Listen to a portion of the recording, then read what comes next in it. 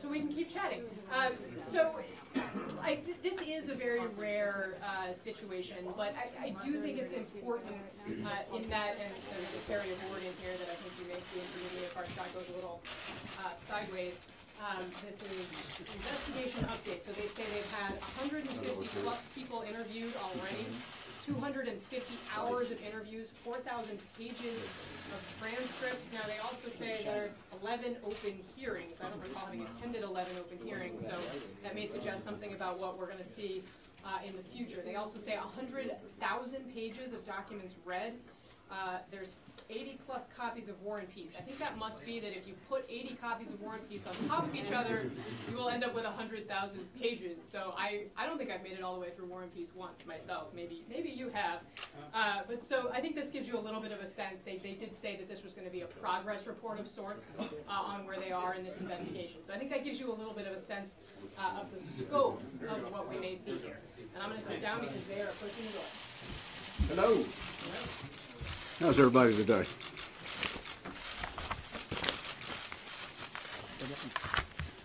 Thank you for being here. It's a busy day around the country. Mark and I recognize the tragedy of Nevada this week, and at this point I'm glad to say that it doesn't seem to have a terrorism nexus. That's not always the outcome, but our hearts and our prayers go out to all the individuals who were affected, both directly and indirectly, and can assure you that from an Intelligence Committee standpoint and the agencies, they're providing as many assets to local law enforcement and to those people that are tasked with investigation of this unbelievable act.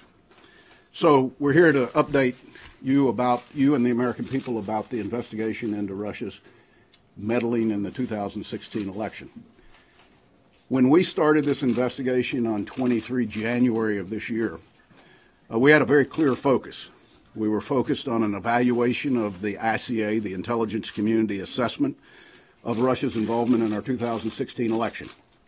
Additionally, the investigation was to look into any collusion by either campaign during the 2016 elections. The third piece was an assessment of the ongoing Russian active measures, including information and influence campaigns that may still exist and may be ongoing. The investigation started with those three buckets of interest. Now we're over 100 interviews later, which translates to 250 plus hours of interviews, almost 4,000 pages of transcripts, almost 100,000 pages of documents reviewed by our staff and some by members. It includes highly classified intelligence reporting. It includes emails, campaign documents, and technical cyber analysis products. The committee has held 11 open hearings this calendar year that have touched on Russia's interference in U.S. elections. I can say that our dedicated Russia investigative staff have literally worked 6 to 7 hours a day since 23 January to get us to the point we are today. 6 to 7 days a week. 6 to 7 days a week, excuse me. So far, in the interview process, we have interviewed everybody who had a hand or a voice into the creation of the Intelligence Community Assessment. We have spent 9 times the amount of time that the community spent putting the ICA together, reviewing the ICA, and reviewing all the supporting documents that went in it. But in addition to that, the things that were thrown on the cutting room floor that they might not have found appropriate for the ICA itself, but we may have found of relevance to our investigation. We have interviewed every official of the Obama administration to fully understand what they saw, what clarity and transparency they had into Russia involvement, and more importantly, what they did or did not do and what drove those actions. Again, I'm reminded that we will come out with a finding at some point, and part of that hopefully will be recommendations as to changes we need to make. So we've tried to think as thoroughly through this as we can. We have interviewed literally individuals from around the world. So for those of you that choose to stake out when the next witness is coming, there's some that have snuck through because you don't know who they are. Now, it's safe to say that the inquiry has expanded slightly. Initial interviews and document review generated hundreds of additional requests on our part for information. It identified many leads that expanded our initial inquiry.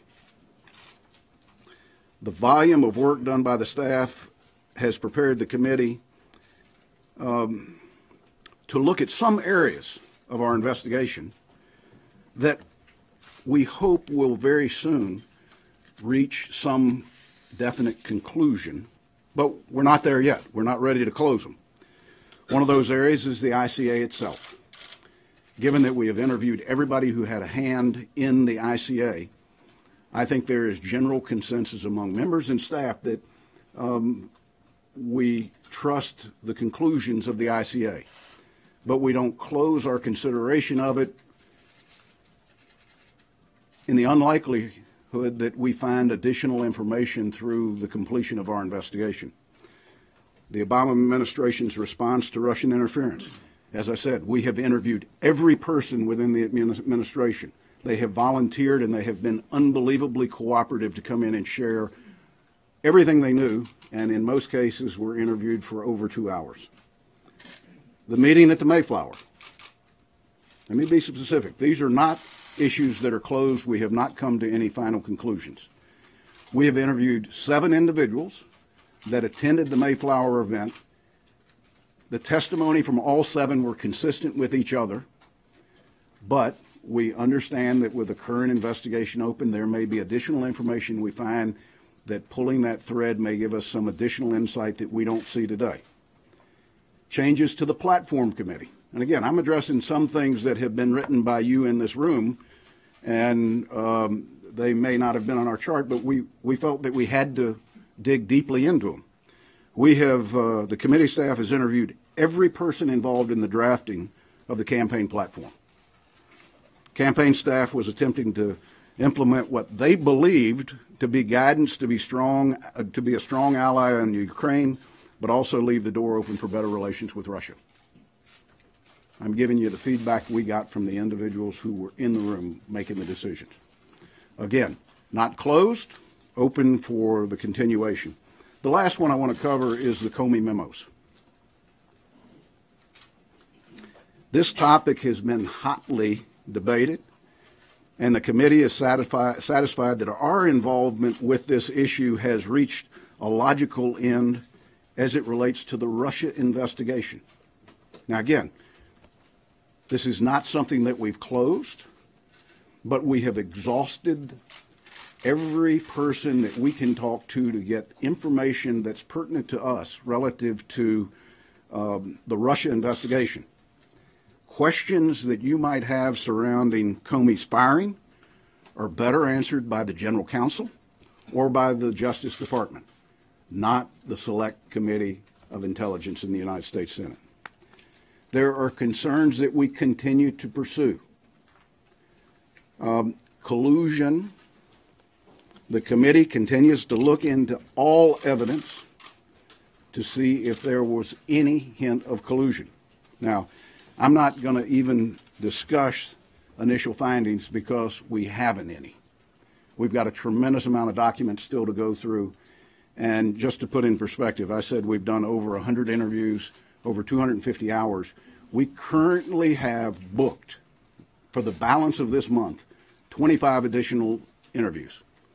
That may not end up being the total, but as of today, there are 25 individuals booked to meet with our staffs before the end of this month alone pertaining to the Russian investigation. We have more work to do as it relates to collusion, but we're developing a clearer picture of what happened.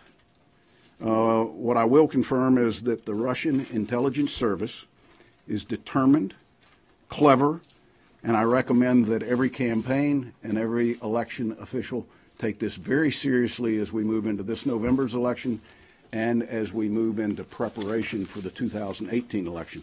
I'm going to ask the Vice Chairman to cover the other areas that we're in the process of pursuing. Well, thank you, Richard. And I want to say at the outset again, I'm very proud of this committee.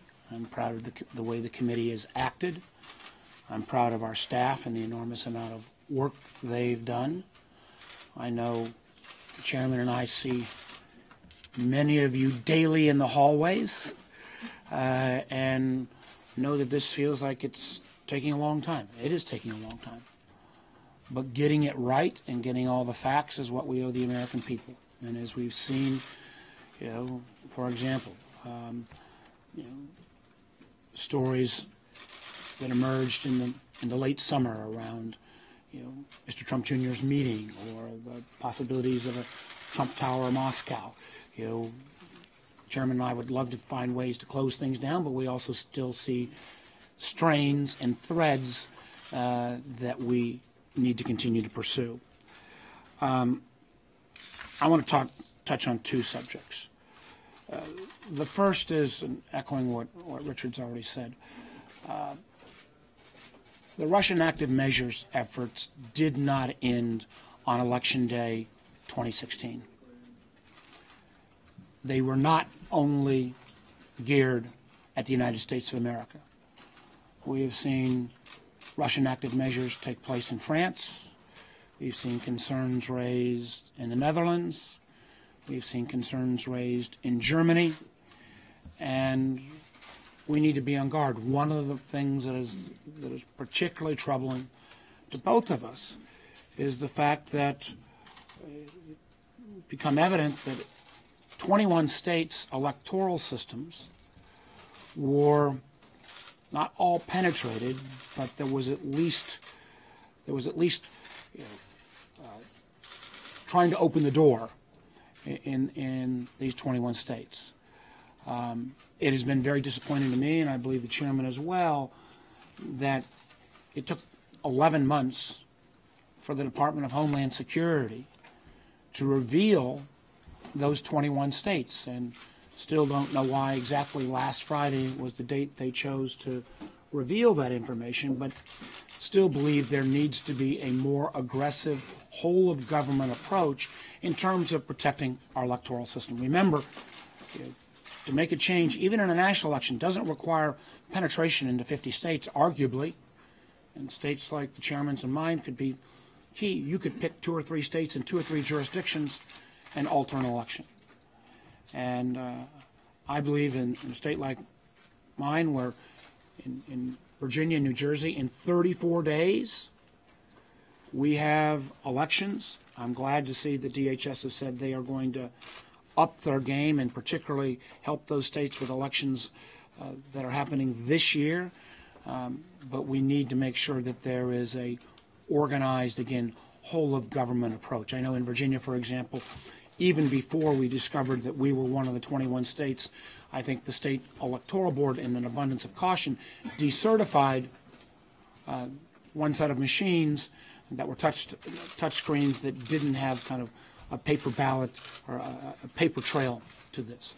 One of the things we wanted to emphasize with this briefing, that this is an ongoing concern, and that if states don't proactively move forward, very shortly we'll be getting into primary seasons early on in 2018, and this is an ongoing challenge. And again, I'd point out, even after last week, Wisconsin, Texas, and California still have some lack of clarity about whether the appropriate individuals were notified. I also want to raise an issue that the chairman and I have been working jointly on as well, and that is the Russians' use of social media platforms.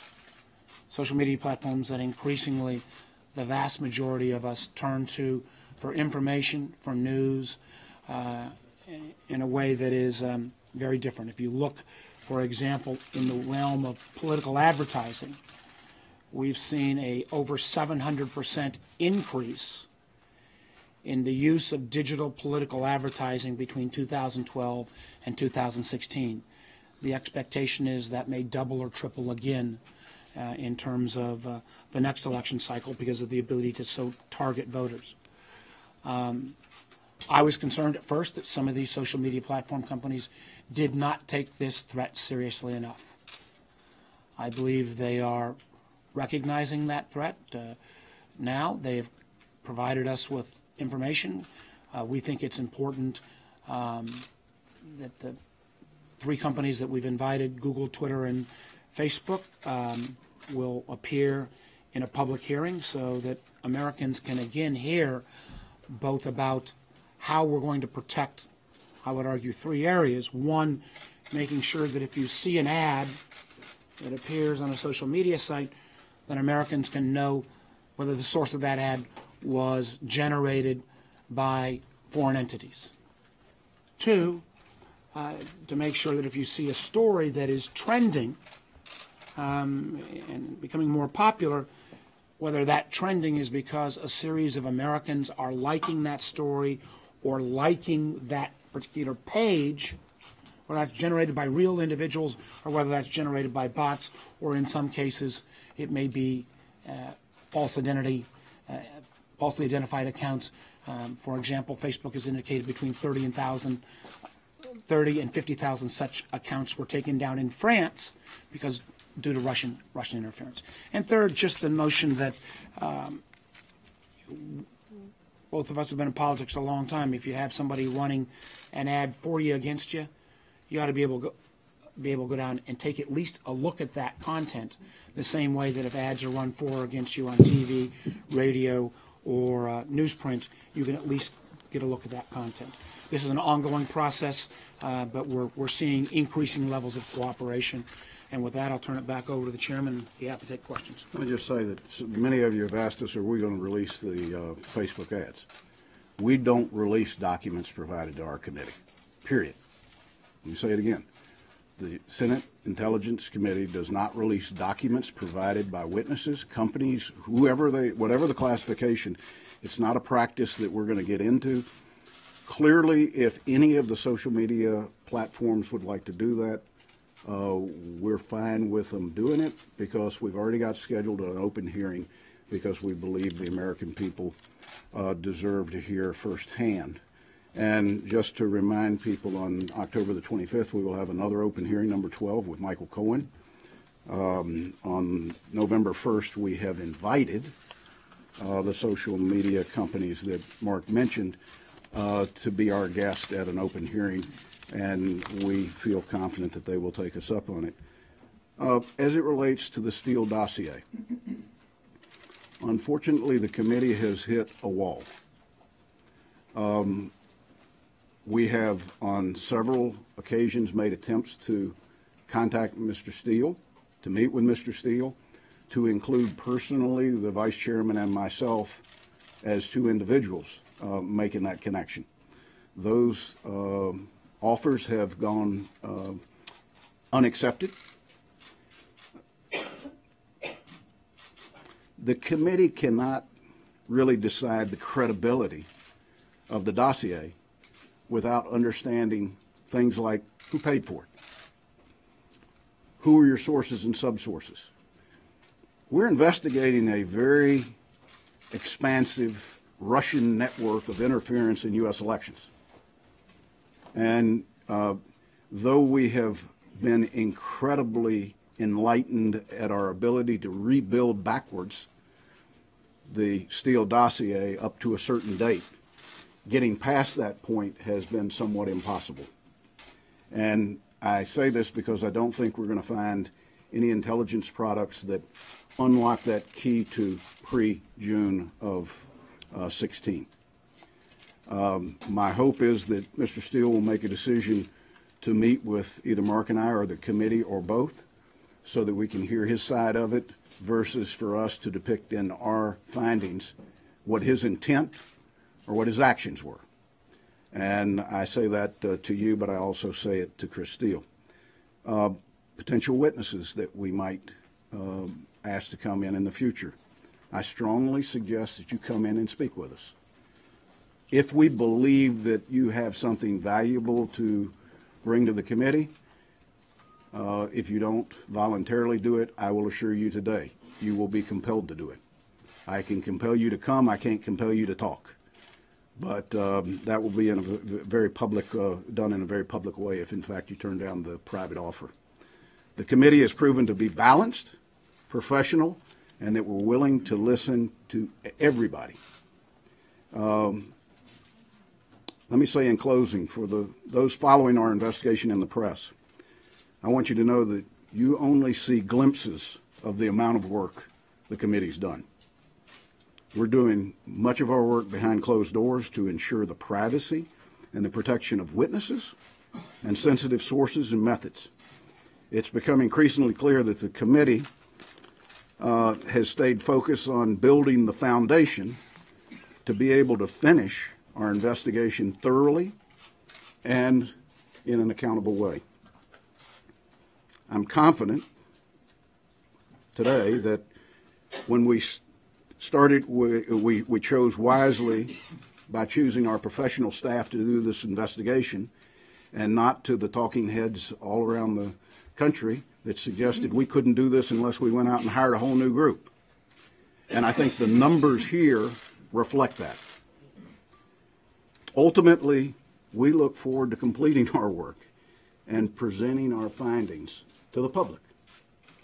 I can't set a date as to when that will be. Mark can't set a date as to when that can be.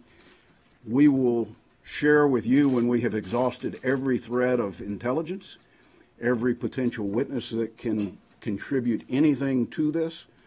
I don't, by any stretch of the imagination, tell you that there's been value to everybody we've met with. But if we hadn't met with them, then you would have questioned us as to why we didn't. Now, the truth is, nobody in this room, and Mark and I might be included in it, none of us in this room may know everybody we've met with. We're not going to share who we interview. We're not going to share what we ask, and we're certainly not going to share what they tell us. Mm-hmm. We're not going to share with you the documents that we got. But when you receive 100,000 documents plus, a large group of that coming from the Trump campaign alone, when you look at the country's most sensitive intelligence products, let me assure you, we're going to get the best view of what happened that anybody could possibly get. At the end of this process, we will be sure that we present to the American people our findings as best we have been able to accumulate them. So with that, I'll be happy to open it for questions. Chad? Thank you.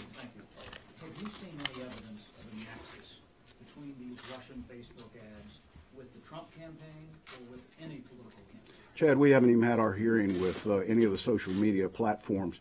I think if you look from 10,000 feet, the subject matter of the ads seems to have been to create chaos in every group that they could possibly identify in America.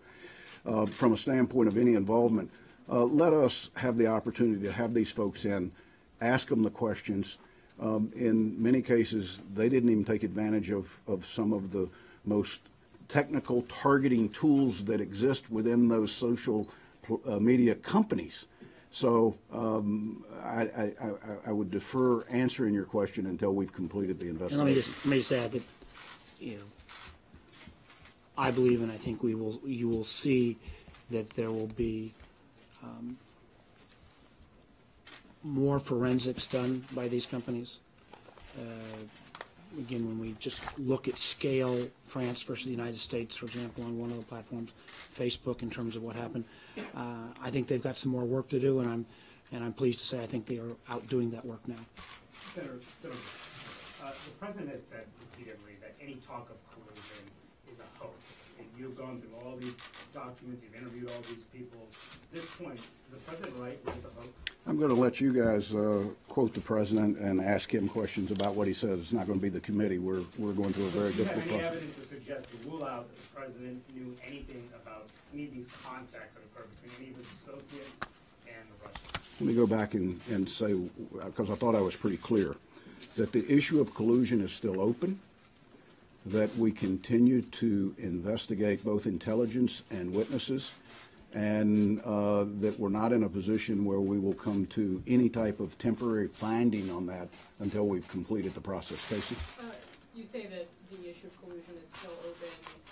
Are you pursuing the question of whether there's a link between the ads that appeared on social media sites and the Trump campaign?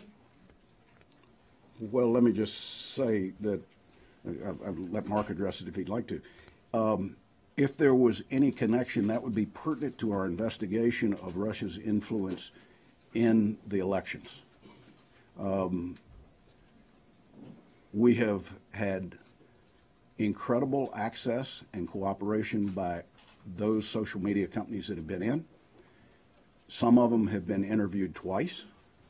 At the end of the day, we'll be prepared to ask the right questions that may answer some of your questions at that open hearing. But we also have to get the universe first. I was concerned on the front end that the first pass was not a thorough enough pass. For example, I cited the fact that one entity, the only ads that were produced were those that were paid for in rubles. Obviously, there are various forms of payment. So I think the companies are increasingly understanding that their actions need to match their public statements, that they realize how important it is to maintain the integrity of our democratic process. Did you call on Facebook to release those ads? I think at the end of the day, it's important that the public sees these ads. Yeah. Senator, two questions. You talked about the level of cooperation that you've gotten from Obama administration officials. Can you characterize the level of cooperation and candor you've seen from Trump campaign officials and those in the Trump orbit? I can't think of a Trump campaign official that we have asked to come in that has not come in. Is that pretty accurate? There's some individuals that may have been involved in the Trump campaign that to this point we might have limited the scope of our questions, but with the full intent of them coming back when we knew a little bit more and they pulled a few more intelligence threads. And so far, when you compare what they've said to you to the documents that you've reviewed, do you find that they've been truthful by and large? I don't think that, I think our interviews to this point, outside of the 5 specific areas of buckets that we knew exactly what the universe of people we wanted to talk to, we knew what we were trying to find out, that we're very much in an exploratory mode trying to piece together what people did, where they were, who they talked to. In most cases, we have accessed email records, text messages, phone records voluntarily. Usually when you get something like that voluntarily, somebody's probably going to tell you the truth when they answer the questions. But the reason that we can't definitively answer some of your questions today is we will take everything that our staff has put into transcripts, and we will test that against every piece of intelligence and other interviews that we've done. To suggest that we've done that to everybody thoroughly would be misleading you. So let us go through that process. But I will assure you that if somebody has come in and not been truthful with us, we will catch them on that, and they will come back, and that will be the subject of great intensity on our part. Based on the work done so far, what's your assessment of what the Russians did do in 2016, what they're doing now, and what they intend to do? I would just say, I think there is a large consensus that they hacked into political files, released those files in an effort to influence the election. We think they actively tried to at least test the vulnerabilities of 21 states' electoral systems. And we feel that they used the social media firms both in terms of paid advertising and what I believe is more problematic, but created false accounts and others that would drive interest towards stories or groups. And generally those stories or groups were to sow chaos and drive division in our country. And I think that the pattern that they used in America, they have used in other nations around the world. And I fear sometimes if you add up all they've spent, that was a decent rate of return for them, unfortunately. Let me add to it if I can. We can certifiably say that no vote totals were affected, that the tallies are accurate, the outcome of the election based upon the count of votes, they did not in any way, shape, or form that we've been able to find alter that. I want to reiterate something that Mark said. You can't walk away from this and believe that Russia is not currently active in trying to create chaos in our election process. I assume that the same tactics that we saw in Montenegro, in France, in Belgium, and in the United States will continue to be tested within our structure of the election process here at home. Thank you, Senator. Pivoting off that point, you just noted that Facebook, they say 10 million people saw their ads. There was an information campaign waged against one candidate by the Russians. And of course, they probed 21 states, perhaps more, that we didn't catch. So can you definitively look at the American public, Senator Burr, and say that the election was not influenced in any way by this massive Russian operation? Well, let me take issue with your premise of your question. Neither Mark or I said that there was a campaign targeted against one. We're looking at both campaigns. Well, that's what the ICA has said. The ICA did not look at collusion of the campaigns. The ICA looked at Russian, let me finish, Russian involvement in the election process. We're in agreement with that. We have not come to any determination on collusion or Russia's preferences. If we used solely the social media advertising that we have seen, there's no way that you can look at that and say that that was to help the right side of the ideological chart and not the left, or vice versa. They were indiscriminate. One of the things that's most challenging to this investigation is, with the exception of certain pieces that have already been discussed, it seems that the overall theme of the Russian involvement in the U.S. elections was to create chaos at every level. And I would tell you the fact that we're sitting here 9 months later investigating it, they have been pretty darn successful. Chairman Burr, how would you rate the administration and the country's response to this in terms of preventing something like this from happening in the future? And how ready are we for Virginia's election and 2018? What more needs to be done? I'll let Mark address Virginia. But let me just say this. Our role is not to necessarily suggest here are the things we need to do.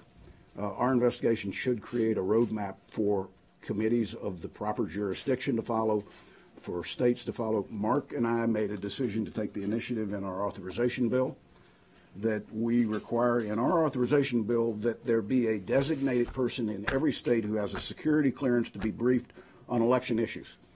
We couldn't say Secretary of State because that's not the case in every state, but we felt compelled with what we had learned to make sure that just the fact that somebody wasn't cleared at a high enough level would put a state out there not being notified. So we've made some steps in the right direction. As we see those things that we think it's appropriate for us to do, we will do them.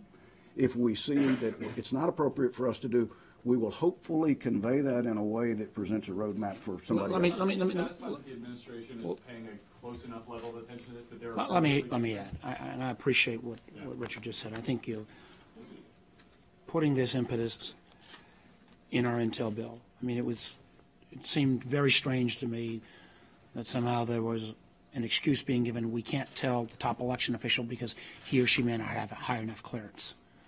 I'm glad to see, as of last Friday, DHS has changed that position. But I do believe we need more, and this is, I would say that whether it's this administration or any administration, a whole of government approach about protecting our electoral system, but we need a whole of government approach for that matter maybe a whole of society approach in terms of our cyber vulnerabilities across the board.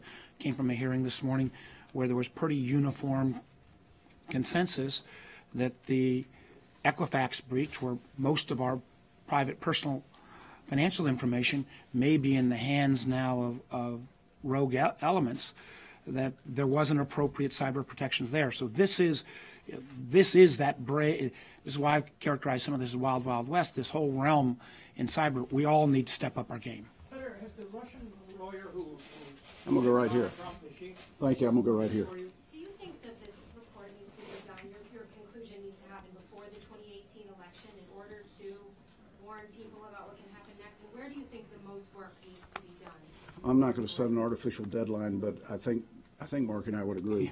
We've got to make our facts as it relates to Russia's involvement in our election public prior to the primaries getting started in 2018, which means sometime the first year. It's still my aspirational goal to finish the entire investigation this calendar year. Don't think I've changed.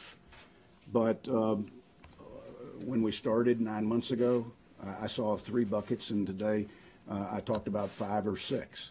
So I didn't dream then what would expand to. I can't predict what witnesses are going to share with us that might lead us in a different direction. And one of the things that, again, I think the committee has been very good at is, we're going to follow the facts. And we want to do it as quickly as possible, but we want to do it right and follow the facts. Maybe one more. The Russian attorney met with Donald Trump Jr. She's offered to come in open committee. Have you reached out to her? Is she one of the 25 on your list? How do you know we haven't already interviewed her? Thank you. Hi.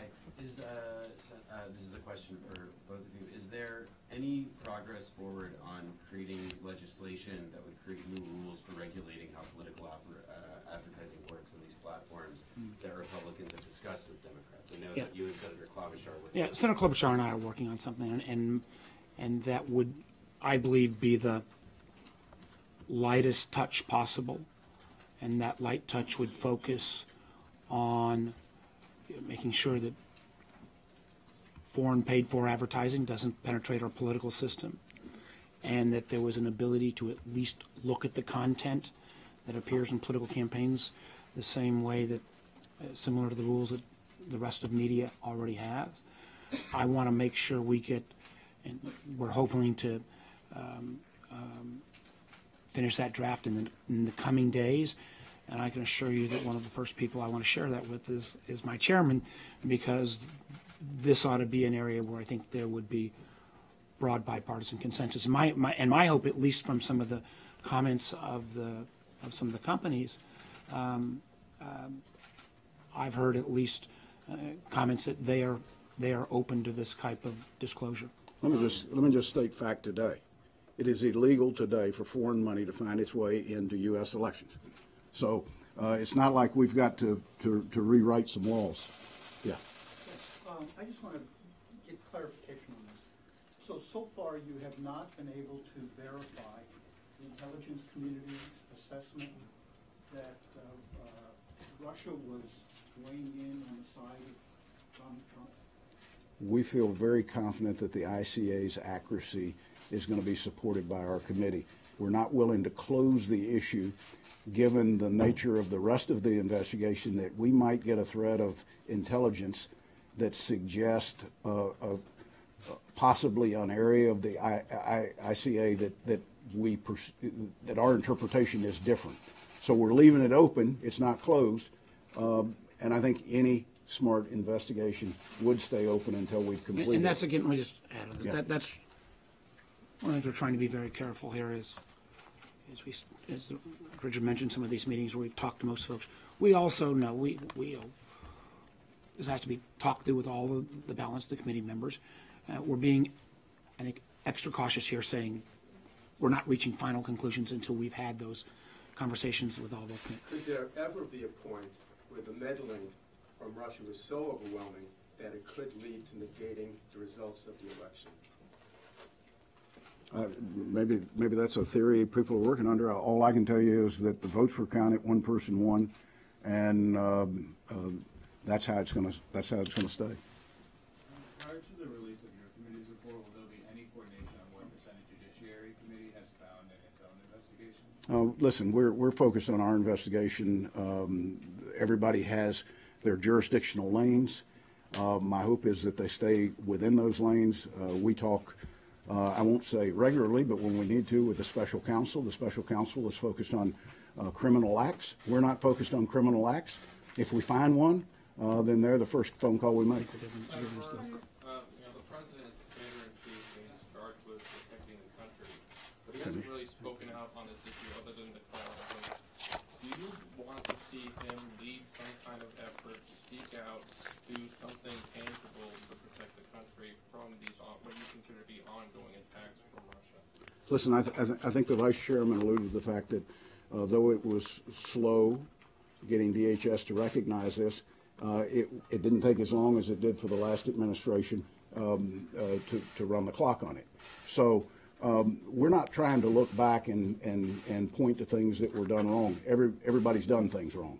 I want to talk about prospectively.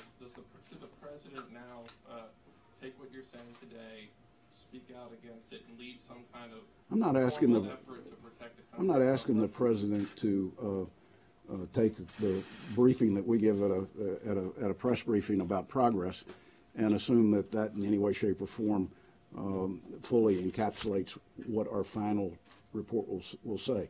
What I will say is what the vice chairman pointed out, that the Department of Homeland Security has taken a different posture. It's his administration. I'm sure they had his direction or his leadership's direction. We're pleased with the progress that they're making, but some of the things that hopefully we will be able to point out will be important steps to be incorporated in their thought process moving forward. Thank you, guys. Thank you all very much.